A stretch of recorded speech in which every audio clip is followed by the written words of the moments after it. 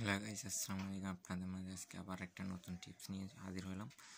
Zahid computer course পক্ষ থেকে আপনাদেরকে স্বাগতম। এখন আপনাদেরকে আমি মাইক্রোসফট এক্সেল একটা ডাটা এন্ট্রি টাইপ করছি।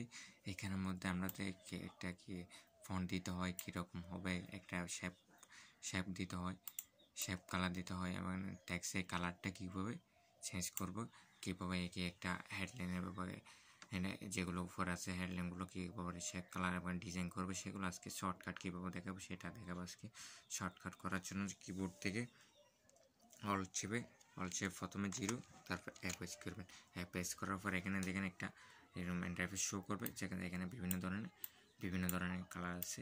এখান থেকে যেটা পছন্দ হয় সেটা এখান থেকে কী করবেন, কালারটা দিয়ে দিবেন। জাস্ট আমি কালারটা দিয়ে এটা সিলেক্ট করলাম, জাস্ট কী করলাম, এখন জাস্ট সিলেক্ট করার পর জাস্ট ও করে দিলাম। দেখেন কালারটা কত সুন্দরভাবে এটা চেঞ্জ হয়ে গেছে সবগুলো। এভাবে আরও নতুন নতুন টিপস পাওয়ার জন্য আমার চ্যানেলটা সাবস্ক্রাইব করবেন। আল্লাহ হাফেজ। নোটিফিকেশনটা অল করে দেবেন।